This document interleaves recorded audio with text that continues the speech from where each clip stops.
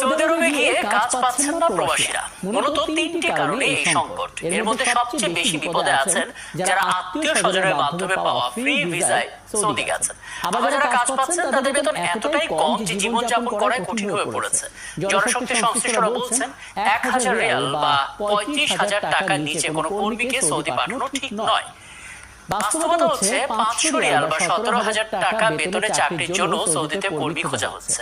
কিন্তু একজন কর্মী সৌদিতে নিজে থাকার জন্য এই 17,000 টাকাই যথেষ্ট নয়। তারপরও অনেকে ওভারটাইম, ব্যক্তিগত সহায়তা, নানা বিষয়ের উপর নির্ভর করে সৌদি যান। কিন্তু দিন শেষে নিজের বা পরিবারের জন্য আসলে কিছুই থাকে না।